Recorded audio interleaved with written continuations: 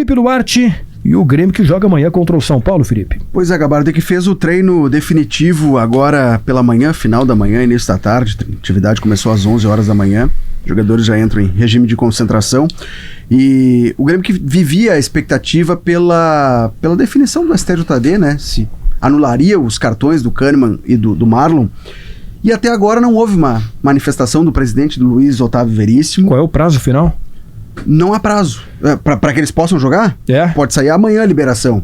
Pois é. Mas aí já não treinaram. Né? Toda a preparação foi feita sem eles, né? O Mano certamente não conta com os dois titulares. A informação que eu recebi é essa, que o Grêmio trabalha como se os dois estivessem suspensos, até porque estão ainda, né? E todo o time já foi desenhado sem a presença de ambos. O André Henrique também está suspenso, e aí os substitutos. Para a vaga do Marlon, Lucas Esteves. Para a vaga do Kahneman, o Wagner Leonardo vai ser o zagueiro pelo lado esquerdo. E aí no lado direito, eu até falei hoje no Esportes ao Meio-Dia que eu tinha uma dúvida entre Gustavo Martins e Noriega. O Simon, nosso colega Simon Bianchini, traz a informação de que o Noriega treinou como zagueiro. Então vamos colocar o Noriega por ali, Noriega e Wagner Leonardo. Para a vaga do André Henrique, o Carlos Vinícius está recuperado de lesão, então a tendência é que ele seja o titular. E aí o time do Grêmio vai se desenhando com Gabriel Grando, Marcos Rocha, Noriega, Wagner Leonardo e Lucas Esteves, Cuejar e Arthur, os dois volantes, né? O Cuejar recuperado, foi preservado por desconforto muscular, Alisson, Edenilson, Amuso e Carlos Vinícius. O Amuso aberto pelo lado esquerdo, que foi a função que ele executou no jogo treino contra o Brasil de Pelotas, mas o comportamento dele muda, ele não é mais um ponta que leva a bola para a linha de fundo. A mecânica de jogo implica o seguinte: o lateral esquerdo é quem vai dar amplitude, é ele quem vai passar a linha de fundo, e o ponta corta para dentro. É o que o William fazia. Sim. Então o Amuso vai tentar replicar o funcionamento do William. O William não está jogando, está afastado por lesão. O Amuso vai aparecer. Com a diferença de que o William tem algo de armador no jogo dele e o Amuso é um definidor. Ele vai cortar para dentro para chutar. E uma outra diferença é que o Amuso, na melhor atuação dele, Léo, no Grêmio, ele tem um gol de ponta e uma assistência de ponta. Ele recebe a bola como um ponteiro, dribla para fora e chuta por baixo do goleiro, e a assistência para o gol do Aravena, ele vai à linha de fundo para cruzar. Então, não pode ser, imagina que o Mano não faria isso, cláusula pétrea. Acho ambiciosa. Olha, vai sempre para dentro porque o Marlon é que passa. Não, quem sabe ele deu uma entrevista pro Rodrigo Oliveira, muito bacana, para quem não acompanhou, muito bacana, em inglês, muito bacana. Com legenda, né, publicado em GZH com legenda. E o Amuso, ele fala que ele, com o Mano Menezes, no Grêmio, ele tá se ambientando mais, né, a jogar longe de casa, outra cultura. E falando que ele tá também aprendendo a jogar mais próximo do gol, que como ponta, aberto no lado do campo, ele percebeu que ele ficava muito longe do gol. E agora, com esse novo funcionamento do time, ele tá jogando cada vez mais próximo do centroavante, mais próximo do gol adversário, e no jogo treino a gente viu. O primeiro gol é dele, né? Ele ganha uma disputa de bola com o defensor do Brasil dentro da área e finaliza na saída do gol. O grande problema é que ele é o William, ele tinha uma função ali, nos poucos jogos que ele atuou, de pensar o jogo. Totalmente. Não digo nem a característica do armador, aquele de botar o pé em cima da bola, mas ele não é esse jogador. Mas de pensar o jogo, né? Os jogadores do Grêmio a gente pra via, onde a bola deveria ir, a velocidade que ela daria ao jogo e tal. Ele é Ele armava pelo lado. A gente estava juntos em Grêmio e Botafogo, eu acho, né? Isso. Não era. E aí tu lembra que a gente se deu conta que parecia que os jogadores do Grêmio, Maurício, olhavam quando eles tinham a bola, eles olhavam pro William, onde ele estivesse, pra bola ir no pé dele, indicava, girar pra cá, girar pra lá, dar o passe não certo, é nem por passar por ele a bola, né? É pra onde a bola deveria andar, né? E o Amuso é mais um definidor de jogada. E nesse jogo, e nesse jogo tem um determinado momento que ele pede pro Mano pra vir mais pra dentro, lembra? Que ele sai da esquerda e vai um pouquinho mais pra dentro. Aí como armador, mais mesmo, assim. E o Amuso não é esse cara. No último jogo do Grêmio, que gerou toda aquela reclamação por arbitragem, o ponta esquerda foi o Aravena. O Amuso entra no segundo tempo e até como o Grêmio tinha um jogador a menos, o Amuso era o jogador mais ofensivo, funcionava quase como centroavante, mas no time que tá recuado, ele era o último atacante, né? O Aravena tá fora desse jogo de amanhã. Ele foi convocado para a seleção chilena. 2 jogadores foram convocados, né, do Grêmio na data FIFA. O Noriega para o Peru e o Aravena para o Chile. E curiosamente, os dois times iriam se enfrentar. Se enfrentaram na sexta-feira, o Chile venceu por 2-1. O Aravena ficou de fora desse jogo e a Federação Chilena divulgou que ele sentiu um desconforto no músculo adutor da coxa. E aí foi cortado, nem participou, não ficou nem no banco, voltou para Porto Alegre. Em Porto Alegre, o Grêmio encaminhou ele para que fizesse exames médicos. Os exames não detectaram lesão muscular, mas um edema muscular na coxa.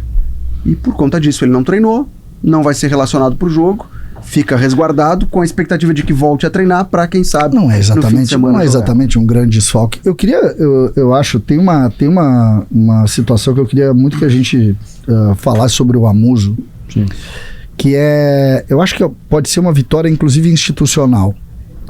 Por que eu cito isso? O Amuso é um jogador, e ontem foi a primeira entrevista que ele concedeu. Ele chegou, se não me engano, em fevereiro. Teve a coletiva. Né? Isso. E exclusiva foi a primeira. Aí, a partir daí, a gente viu um jogador de outra, com uma religião muito própria, né? Sim, de outra cultura completamente diferente. De uma cultura completamente diferente, com muita dificuldade com a língua, e que chegou em um ambiente que não soube recebê-lo. Só que quando a gente se dá conta que este ambiente também rechaçou o Arezzo, que é uruguaio, também rechaçou de alguma forma o Kiki Oliveira, que é uruguaio, que está tendo dificuldade com o Aravena, com o Cristaldo, teve com o Carbajo. O Monsalve é um pouco diferente, teve uma lesão mais séria e tal. A vitória da adaptação de um jogador como o Amuso talvez seja uma ideia de que o ambiente pode receber outras culturas, outros modelos. O Grêmio, institucionalmente, hoje, o Grêmio discute estrangeiro. E eu não estou falando aqui, o Soares joga, o Kahneman joga, não é o jogador. É o Braithwaite. É o Braithwaite. Eu estou falando de contexto. E eu torço muito para que a grande notícia do jogo de amanhã seja o Amuso por esse aspecto. Um aspecto institucional, de respeito a essa dificuldade que é a adaptação no jogador de futebol, né? Ele contou, entre outras coisas, ele contou pro Rodrigo que lá no Anderlecht, da Bélgica, ele era o DJ do vestiário. Era ele quem escolhia as músicas que tocavam no vestiário.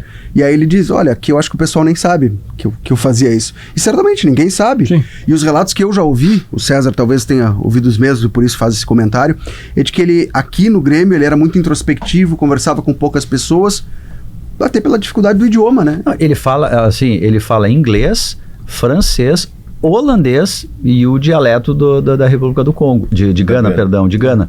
Quer dizer, ele tem... O próprio inglês bem sotaqueado. Né? Mas se comunica, né? Sim. É que o ambiente não estava talvez também preparado para receber. São tem duas isso, coisas, né? Aqui você vai ter duas coisas. Uma é esse ambiente. A primeira vez foi o Léo que falou sobre isso, né? Sobre quando você traz jogador belga, mas ganês, do Anderlecht, que vem pro Brasil para falar português. Que é muçulmano. E que nunca tinha saído. Ele não só jogou lá. O Braithwaite jogou em vários lugares do mundo. Esse contexto, quando você traz o acolhimento, é uma obrigação. A outra parte, e a entrevista do Amuso me sinalizou que a outra parte ele está fazendo, é o interesse do visitante, do forasteiro, de se integrar, de aprender o mais rápido possível a língua nativa, de aprender os hábitos, o que ele pode adaptar à cultura ou à religião dele. Essa parte já não é do acolhimento. Essa Maurício, parte é do visitante. Mas tem um ponto da entrevista em que ele fala, e é verdade isso, o português é um idioma muito complicado de se aprender. É muito difícil. O português é uma das línguas mais difíceis de ser aprendido. Então, assim, o clube tem que ter essa preocupação. Tu traz um cara de uma outra cultura, de uma outra religião.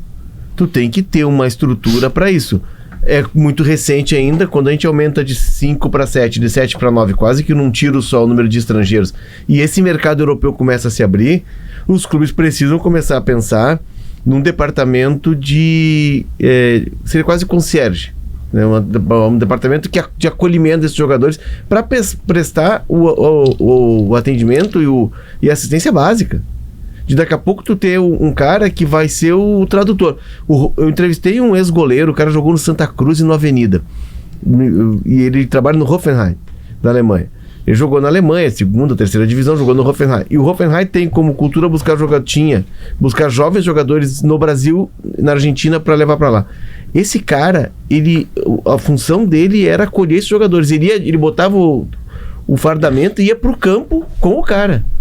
É o tempo todo. O cara ligava de noite, preciso comer um churrasco. Onde é que eu consigo um açougue aqui que tem o corte brasileiro? Tal lugar. É assim, no básico do básico. E os clubes brasileiros precisam, nessa evolução que se tem, ter esse departamento. Ainda mais num caso como esse de um jogador que não estava acostumado nem com o espanhol, né? E virão cada vez mais gabartos jogadores africanos e europeus para cá. Claro. Porque a gente está pagando bons salários. Há pouco ali, antes das 14h, eu falei sobre a pré-Libertadores, a fase eliminatória da Libertadores do ano que vem, que será diferente por causa do calendário do futebol brasileiro que mudou também. O Grêmio tem ainda alguma possibilidade de chegar, especialmente se o G6 virar G8. O Inter também.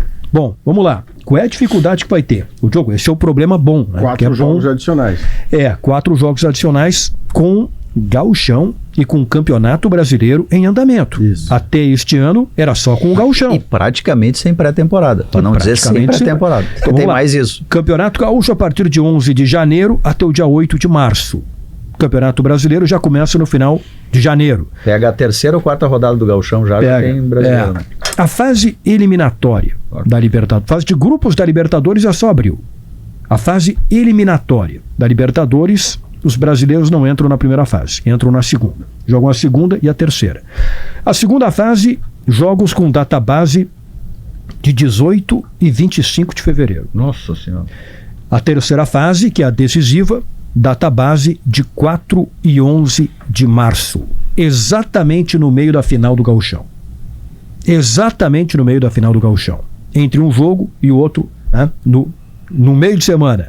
Jogo de ida da pré-Libertadores, final de semana final, o último jogo da final do Gauchão, o outro meio de semana, pré-Libertadores. Então, se Inter ou Grêmio, né, chegarem lá, será o problema bom do calendário do começo do ano que vem. Eu quero esse problema, desculpa, Maurício, eu tô louco pra ter esse problema, mas não sei se eu vou ter. Mas na parte que é problema, não tem a quem culpar, né, Eduardo? Não. Porque terá sido uma incompetência gerada, depende de você olhe, mas se você vai na indireta, na vaga indireta, você não foi competente para queimar essa etapa. Sim. Então você vai ter que tomar decisões. Esse raciocínio já valia para o ano passado. Agora, com o novo calendário, virou um Por drama. isso que a CBF tentou com a Conmebol cortar os brasileiros da pré-Libertadores, né? Trocar por uma vaga direta. Uma vaga direta a mais para o Brasil e tira os brasileiros Teve essa negociação, né? Teve, mas não deu certo. Então o Marcos Souza me lembrou, uma lembrança importante aqui, o Fluminense, que está na Copa do Brasil também, é 7º colocado no Campeonato Brasileiro. Então é mais uma possibilidade também. De amanhã com grande chance de ganhar no Maracanã. Fluminense e Cruzeiro na Copa do Brasil, Cruzeiro com grandes chances e Flamengo e Palmeiras. Então, possivelmente a gente vai ter o G8. Só que o calendário do ano que vem, ele é terrível. O calendário do ano que vem ele é terrível pro grande e pro pequeno. Os clubes do interior com esse calendário vão fechar. Caiu no colo das federações o desafio de manter em atividade os clubes do interior, porque senão a gente vai ter clube que vai jogar janeiro e fevereiro. Sim. O Avenida, no último Gauchão, fechou as portas. O Avenida fez 14 jogos no ano passado. E muitos vão ter essa realidade. E o futebol do interior, que emprega muita gente, ele vai acabar. Nós estamos tendo uma copinha agora, a federação, que, se eu não me engano, tem 7 clubes. 7 ou 8 clubes. Gente, esse é mercado que se perde. E aí os jogadores que estão jogando o Gauchão... Para emprego, né? Sabe onde é que eles estão? Jogando amador. Sim. Porque os caras precisam se sustentar, entendeu? Então caiu no colo das federações o desafio de não deixar morrer o futebol do interior.